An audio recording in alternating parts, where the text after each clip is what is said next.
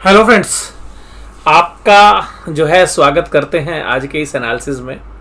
आज का जो एनालिसिस है वो स्पेसिफिकली खाली कल के लिए नहीं है। आप कभी सोचें कि खाली कल के लिए, ये एक ऐसा एनालिसिस मैं आज आपके साथ कर रहा हूँ। इसको थोड़ा सा आप ध्यान से समझिएगा।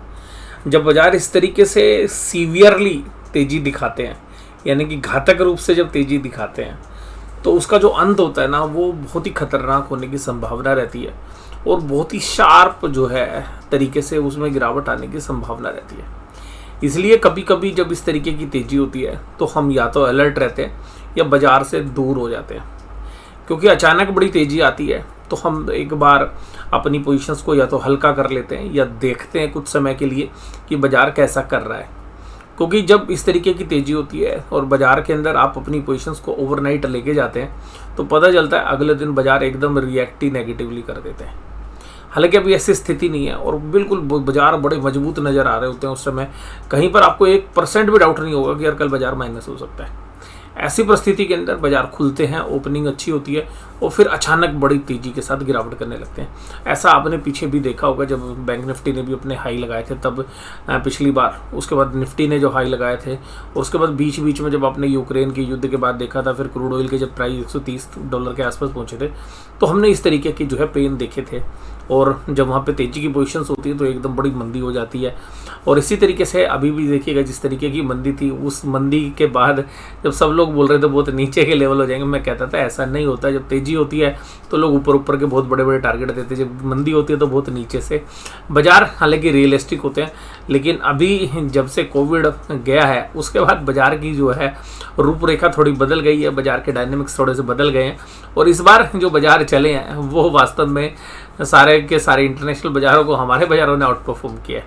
तो हम ये कह सकते हैं कि जो हमारा बाज़ार है वो वास्तव में आज की डेट में, अगर सट्टे के मामले से बात करें, मैं स्टॉक की बात नहीं कर रहा, स्टॉक मार्केटों का अलग है, लोग सट्टा बाज़ार बोलते हैं, लेकिन मैं उसको सट्टा बाज़ार नहीं बोलता, मैं बोलता हूँ उसको स्कंद विपणी। यानी कि स्कंद विपणी का मतलब हिंदी अनुवाद है स्टॉक एक्सचेंज का, लेकिन बहुत लोग सट्टा बाज़ार बोलते हैं, मीडिया में भी आप सुनते हैं। लेकिन वास्तव में अब जिस तरीके का बाज़ार चल रहा है, और नॉर्मली हम भी स्पेकुलेशन करते हैं, सट्टेबाजी करते हैं। हालांकि सरकार ने अब सट्टेबाजी नहीं मानते हैं, सरकार इनकम टैक्स के हिसाब से ये जो बिज़नेस है स्पेकुलेशन बिजनेस नहीं है, जो एफएनओ में हम ट्रेड करते हैं वो भी।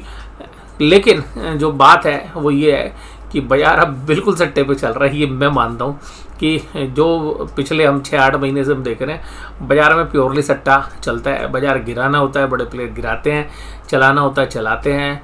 ऑप्शन सेलर्स बहुत आगे हैं, इंडिया के अंदर जो रिटेलर्स हैं वो प्ले करते हैं, उन्होंने अपना गेम बदल दिया है। ऑप्शन सेलर्स को बड़े बुरी तरीके से फंसाने की कोशिश रहती है, तो बाज़ार के जो डायनेमिक्स हैं वो बदल गए हैं। ये बात आपको समझनी चाहिए। तो जब इस तरीके की तेज़ी और मंदी आती है, क्योंकि अभी देखिएगा तेज़ी हुई, उससे पहले इस तरीके की गिरावट हुई, अब बाज़ार वन साइडेड चलते हैं। लेकिन इसका मतलब ये नहीं कि आपके सारे शेयर्स वन साइडेड चलते हैं, आपका पोर्टफोलियो वन साइडेड नहीं चलता है। ये जो एक्सचेंजेस के जो इंडेक्स के जो हैवी वेट्स जो शेयर्स हैं, जिनसे इंडेक्स मूव होता है, और उनकी जो पुट और कॉल्स की जो ऑप्शंस हैं, जो जनरली वीकली ट्रेड्स होती हैं, उनके ऊपर क्या इम्पैक्ट पड़ता है वो ज़्यादा इफेक्ट करती है। तो बाज़ारों के अंदर जो अभी तेज़ी हुई है उसमें ऐसा कुछ नहीं है कि आपके पास अगर स्मॉल कैप या मिड कैप का पोर्टफोलियो तो आप बहुत अच्छी तेज़ी में आप बैठे, नहीं, वो नहीं है। बाज़ार जो निफ्टी बैंक निफ्टी है वो एक अलग गेम प्लान है, उसको आप समझिएगा यहाँ पे। तो मैं आज उसी की चर्चा कर रहा हूँ। 17,340 और भी देखिएगा 1,000 से भी ज़्यादा पॉइंट निफ्टी चला है और कोई यकीन नहीं करेगा कि भाई इतनी अच्छी तेज़ी हो जाएगी। हालांकि हमने ये उम्मीद की थी कि यार बैंक निफ्टी अच्छा करेगा, बैंकों के रिजल्ट अच्छे आएंगे, और ये हमने पिछले महीने बात की थी जब हम जून की मंदी झेल रहे थे। लेकिन इतनी उम्मीद नहीं थी यार मुझे भी कि यार 38,000 आ जाएगा। हमें ये था भाई हद से 36,800 चला जाएगा, और वहाँ से भी 1200 पॉइंट और आ गया। तो कुल मिलाकर जो बाज़ार अभी चल रहा है वहाँ पे तेज़ी आप एंजॉय कर सकते हैं, स्टॉप लॉस के साथ कर लीजिएगा। बट मुझे लगता है कि अब थोड़ी ज़्यादा तेज़ी नहीं है, मतलब थोड़ा सा सेफ होने की ज़रूरत है। मैंने कल भी आपको बोला था, परसों की वीडियो में भी, कि भाई अभी तेज़ी है, लेकिन वो तेज़ी 1 या 2 दिन की है, हो सकता है कल दोपहर तक की हो, परसों दोपहर तक की हो। बट मुझे लगता है कि अब थोड़ा अलर्ट रहने का समय है। और मैं अपनी एजुकेशनल पर्पसेस के लिए वीडियो आपके साथ शेयर करता हूँ, तो मैं यही बोलूँगा, देखिएगा ये बहुत अच्छा कंसोलिडेशन होता है। यहाँ 10 दिन आपने काम किया, बाजार ने यहाँ 2 दिन काम किया खाली, पीछे के चार्ट भूल जाइए, क्योंकि अभी रिसेंट ट्रेड यहाँ हुए थे। यहाँ बाजार में 10-15 दिन काम हुआ, तो यहाँ 10-15 दिन काम हुआ, यहाँ भी काम हुआ, तो ये भी काम हुआ। ये कुल मिला के, लेकिन ये वाला काम नहीं हुआ है, ये एक तरफा बाजार चला है। ऐसे केसेस में जब कंसोलिडेशन नहीं होता है तो बाजार एक अच्छा खासा जो है, हो सकता है कि निफ्टी आपको 300-400 पॉइंट का भी फॉल 2-3 दिन के अंदर दे दे, तो इसकी भी संभावना बहुत अच्छी रहती है। और यहाँ पर आप रेजिस्टेंस के पास पहुँचोगे, तो जब इस लेवल्स के आसपास पहुँचोगे तो मुझे लगता है कि शायद यहीं से रिवर्स करे 17,500-600 के आसपास जाए। बट मैं ये नहीं कह रहा कि ये रिवर्स खराब है, ये बाजार की नेचर है, ठीक है। लेकिन ध्यान रखिएगा, जो स्मॉल कैप मिड कैप के शेयर अभी बढ़ने में नहीं चले आपके, लेकिन गिरने में जरूर गिरेंगे, ये बात ध्यान रखिए।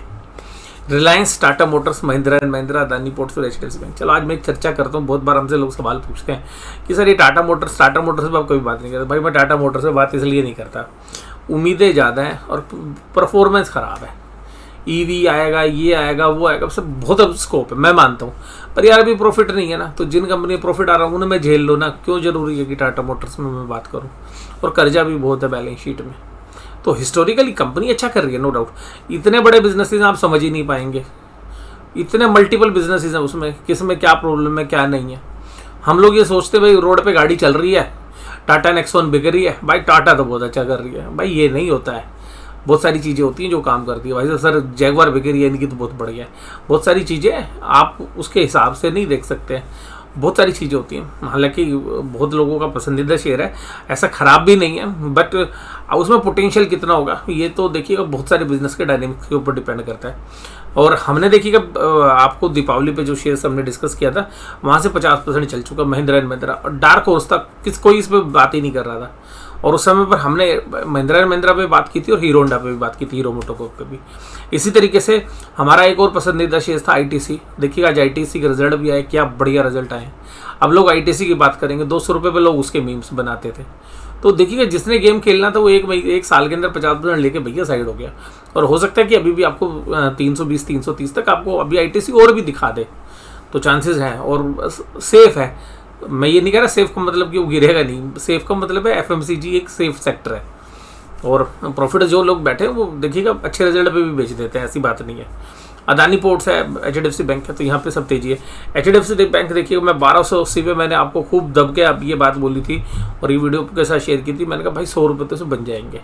अब 100 छोड़िए, इसमें 160 रुपये बन गए। और हमारी खुद भी पोजीशंस थी एचडीएफसी बैंक की, हमने उस समय से पोजीशन भी रोल ओवर की थी। हालांकि अब नहीं है हमारे पास पोजीशन। HUL, सन फार्मा, एचडीएफसी लाइफ, ब्रिटेनिया, नेस्ले, ये सब कमजोरी में रहे। अब देखिएगा एडवांस डिक्लाइन भाई साहब चांद पे हैं और डिक्लाइन नीचे की तरफ है। ये बढ़ने वाले में देखो, बढ़ तो 1-1.5% रहे हैं शेयर, जब गिरते हैं, जब तो 8-10% गिरे थे, तो इसलिए एडवांस डिक्लाइन रेशियो से आपको आइडिया नहीं लगेगा। Tata motors, Mahindra, Adani port, UPL, ONGC, Bharti Airtel, सब भाई साहब आज तेजी के मूड में थे। Sun Pharma, HDFC life, Hindustan Unilever, Britannia, Divi's lab, Nestle, ये सब कमजोरी के साथ है। और आज एक ऐसा शेयर देखिएगा, हमने पीछे कभी जो है आपके साथ चर्चा की होगी, कैंसाई नैरोलैक, बहुत दिनों से अंडर परफॉर्म कर रहा था। आज शेयर्स में एक अच्छी तेजी थी, रिजल्ट जो है उम्मीदों से अच्छा रहा। और मुझे लग रहा है कि जो दीपावली वाला सीजन है ये काफ़ी अच्छा रहेगा कैंसाई नैरोलैक, और 2-3-4 साल का कंसोलिडेशन है, तो जिनके पास भी है वो अभी होल्ड भी कर सकते हैं, और अगर नीचे लिया था प्रॉफिट में तो बेच भी सकते हैं। बट वो मैं उसको एज ए इन्वेस्टमेंट स्टॉक मानता हूँ, और मुझे लगता है उस शेयर्स में काफ़ी अच्छा पोटेंशियल है। हालांकि तीनों प्लेयर्स काफ़ी अच्छा कर रहे हैं, चारों ही लगा लेते हैं। एशियन पेंट्स देखिएगा बाजार में लीडर है, अकोजो नोबल, बर्जर पेंट यानी कि ब्रिटिश पेंट, और इसके अलावा जो है हमारा कैंसाई नैरोलैक। तो पेंट इंडस्ट्री में ये चारों पेंट हैं। हालांकि अब बहुत नए प्लेयर्स भी आने की जो है तैयारी कर रहे हैं, तो थोड़ा वैल्यूशंस, लीडर देखिएगा अभी भी एशियन पेंट्स है, तो वैल्यूशंस भी देखिएगा एशियन पेंट्स की है। और बाकी इन 3 प्लेयर्स को आप डायरेक्टली कंपेयर नहीं कर सकते एशियन पेंट्स के साथ, वो मतलब बहुत बड़ा गैप है। मतलब आप ये कह सकते हैं कि एक प्रीमियम सेगमेंट में है, एक सेमी प्रीमियम सेगमेंट के अंदर है। तो निफ्टी बैंक देखिएगा 37903, भाई सरप्राइज कर दिया मुझे, तो इसने आज सरप्राइज किया। मैं उम्मीद नहीं कर रहा था कि 37,800 के ऊपर बाजार बंद होगा, भाई 37,900 पे किया। अब इससे हुआ क्या, मैं आज आपको बताता हूँ। 37,900 होने से क्या हुआ, 37,900 होने से एक ही चीज़ हुई कि भाई साहब जितने शॉर्ट्स थे ना वो सब 800 का इंतजार कर रहे थे, और 900 चला गया, तो मोस्टली शॉर्ट कवरिंग हो गई। मतलब जो रिटेलर्स थे भाई उन्होंने शॉर्ट कवरिंग कर ली यहाँ पे ज़्यादातर ने। और जो ऑप्शंस में मैनेज करते हैं भाई साहब दब के पुट राइटिंग की होगी, क्योंकि अभी तक जिन्होंने पुट नहीं बेची थी, इवन मैंने भी यार पुट बेची है। हालांकि मैंने थोड़ा दूर की बेची है, लेकिन वो जो पुट बेची है बड़ा सरप्राइज किया कि हमने 3 बजे से पहले बेच लिए, और 3 बजे के बाद बाजार तो चला नहीं, लेकिन ऑप्शंस के प्रीमियम सेम लेवल होने के बावजूद भी बढ़ गए। यानी कि लास्ट के आधे घंटे में पुट के प्रीमियम बढ़ गए। अभी जो पुट के प्रीमियम बढ़ रहे हैं इसका मतलब कौन है कि ऑप्शंस से बायर आया होगा। यानी कि जब यहाँ पर लोग जब मंदी की पोजीशंस में फंसे होंगे तो थोड़ी सी तेजी हेजिंग करने के लिए पुट बेच दी होंगी। अब वो पुट के प्रीमियम क्या हुए, लास्ट में तेजी से बढ़ गए।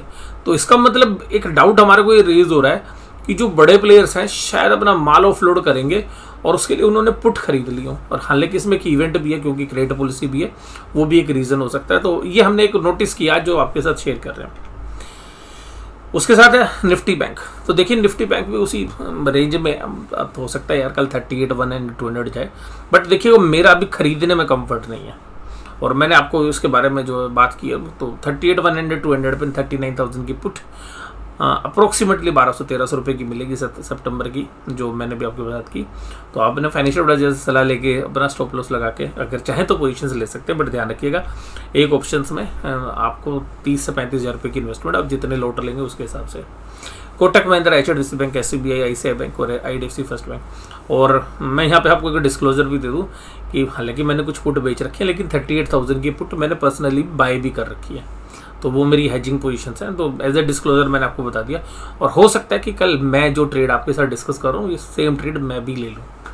तो Kotak Mahindra bank, HDFC bank, SBI, ICICI bank, IDFC first bank, ये सब तेजी में थे। IDFC फर्स्ट बैंक पे भी देखिएगा हमने कल चर्चा की थी और हमने कहा था कि भाई रिजल्ट में इंप्रूवमेंट है। पिछले रिजल्ट एनालिसिस मैंने कहा था कि अगले रिजल्ट तक जो है काफ़ी चीज़ें क्लियर होंगी। फिर बीच में जो रिजल्ट आए थे तब भी हमने बात की थी, लगभग फेयर वैल्यू के आसपास है शेयर्स। अब मुझे लगता है कि अगर आप शॉर्ट टर्म के ट्रेडर्स हैं, इन्वेस्टर्स हैं, तो शायद मैंने आपको 45 तक के भाव बताए होंगे, 42 से 45, तो आज 10-12% के आसपास ये शेयर चला है। तो आप चाहें तो इसमें प्रॉफिट भी बुक कर सकते हैं अगर आपके पास लार्ज नंबर ऑफ क्वांटिटी है और आप लॉन्ग टर्म इन्वेस्टर नहीं है तो।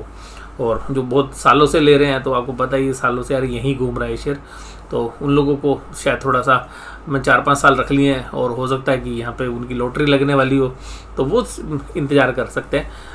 बट मुझे लगता है कि अभी आज का जो मूव था वो रिजल्ट को डिस्काउंट कर चुका है। अभी भी 3 रुपये का और भी स्कोप है। हालांकि इंडसइंड बैंक की बात कर ली हमने, IDFC फर्स्ट बैंक आज का 11.72, 42.75, और हमने एंटिसिपेट किया था कि भाई इसी तरीके का जो हमने जब कल रिजल्ट एनालिसिस आपके साथ किया था तब भी हमने ये बात की थी।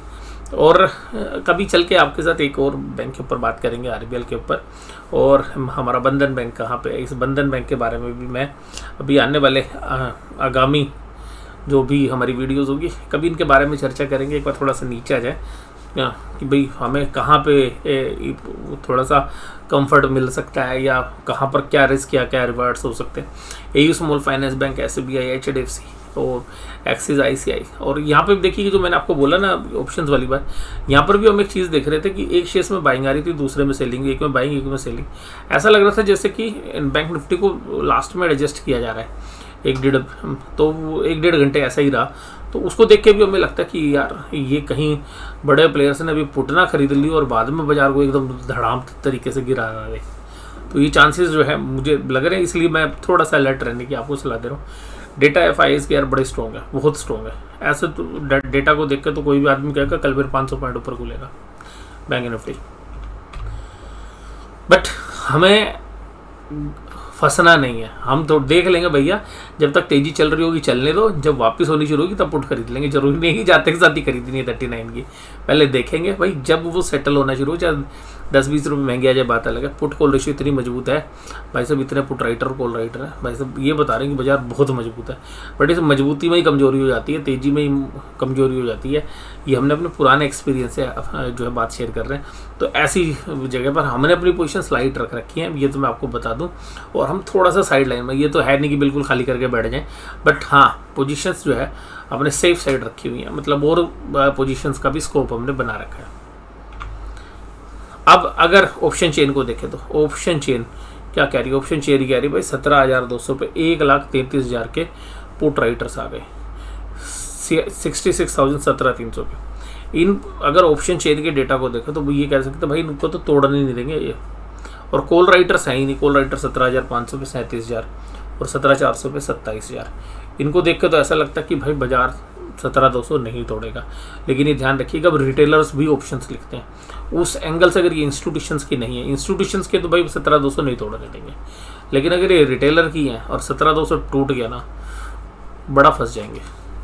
क्योंकि मुझे लग रहा है कि ऑप्शंस जो है अब रिटेलर्स बहुत सेल कर रहा है, तो अगर ये ऑप्शंस रिटेलर्स की सेल है तो यहाँ पे 17,200 में ट्रैप आ सकता है। बट अभी तक कहीं पर कोई संकेत नहीं है, अभी तक डाटा भी बढ़िया है, चार्ट भी बढ़िया, सब कुछ बढ़िया, बट इसी बढ़िया के बीच में यार एकदम मंदी हो जाती है। हम अपने पुराने एक्सपीरियंस से बता रहे थे, इसलिए अभी हम अपनी पोजीशंस को लाइट कर चुके हैं और थोड़ा सा साइड लाइन में देख रहे हैं। और बाजार बिना कंसोलिडेशन के चला है, इसलिए भी ज़्यादा डर लगता है कि यार अचानक गिर ना जाए।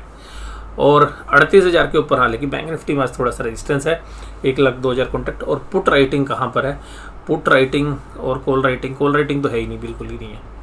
पुट राइटिंग है 37,800 पे और 37,700 पे, यानी कि पुट राइटिंग है लेकिन कॉल राइटिंग नहीं है। तो इसको देख के भी लग रहा है कि यार कल 38,000 तो मार देगा, लेकिन उसको देखना पड़ेगा भाई। बाजार में बड़े प्लेयर ना, ये डेटा ना एक बड़ी तेज़ी से बदलते हैं। अभी तो मैंने आपको डेटा बता दिया, कल इन पे नज़र रखेंगे। जब भी अगर बाजार स्विंग होता, हो सकता है कल हो, परसों हो, बट जब भी हो तो नज़र रखिएगा। अभी बिल्कुल मतलब मैं अब तेज़ी के मूड में नहीं हूँ। और देखिएगा, जो लॉन्ग टर्म पोर्टफोलियो के लिए जो शेयर्स खरीदे ना, उनके लिए बात अलग है, लेकिन बाकी ट्रेडिंग के लिए अभी जो है मुझे लगता है कि एक अच्छा खासा फॉल हो सकता है। 2 दिन बाद आए, 3 दिन बाद आए, 4 दिन बाद आए, इस हफ्ते के अंत तक आने की हमें पूरी संभावना लगती है। और ये एनालिसिस आपको कैसा लगा जरूर से ज़रूर बताइएगा। और देखिएगा, ये बात ध्यान रखिएगा, मैं आपके साथ एनालिसिस कर रहा हूँ एजुकेशन पर्पज़ में। ट्रेड लेने से पहले ट्रेड को असेस कर लो, क्योंकि बाजार जो जिस ट्रेंड में चल रहा है उस ट्रेंड के हिसाब से जब तक आप काम करोगे प्रॉफिट आएगा। लेकिन जब ट्रेंड चेंज होगा आपको मौका नहीं देता है। तो मैं यही कह रहा हूँ, जब ट्रेंड के साथ चलोगे ना प्रॉफिट कमाओगे, ट्रेंड बदल गया ना तो स्टॉप लॉस काट लेना। और हालांकि अभी तक सब कुछ तेजी है, मंदी तब भी बना सकते हैं आप जब ये ट्रेंड रिवर्सल के साइन बने आपको, क्योंकि जैसे ही ट्रेंड रिवर्सल के साइन बनेंगे शार्प फॉल आएगा, ये पक्का है। और अभी ट्रेंड कहाँ तक खींच के लेके जाएंगे। और बहुत लोगों के मन में ये भी ख्याल है कि एफआईज ने इतनी सेलिंग की थी, अगर एफआईज उतनी बाइंग करोगे तो बाजार कहाँ चला जाएगा। ऐसा कुछ नहीं होता है, एफआईज बेशक से बाइंग करेंगे। तो ये भी ध्यान रखिएगा कि जो डीआईज ने माल खरीद रखा भैया, ये भी प्रॉफिट बुक करने आएंगे। और हमारे एचएनआई इन्वेस्टर्स ने भी बहुत माल खरीद रखा है, वो भी प्रॉफिट बुक करने आ सकते हैं। तो बाजार में बहुत सारे पार्टिसिपेंट्स हैं, इस बात को आप समझिएगा। एफआईआईज एक अच्छी ताकत है, इस बात को हम नज़रअंदाज नहीं कर सकते। लेकिन उसके बाद हमारे जो एचएनआई इन्वेस्टर्स हैं, जो डीआईज हैं, ये भी बड़े एग्रेसिव हो जाते हैं। जब इनको बहुत अच्छे प्रॉफिट आ रहे होंगे बाजार के अंदर, तो ये लोग भी सेलिंग करने आ जाते हैं। और ये सब चर्चा जो है मैंने आपके साथ की, ये कैसी लगी जरूर से जरूर मुझे कमेंट बॉक्स में बताइए। वीडियो देखने के लिए धन्यवाद, थैंक यू वेरी मच।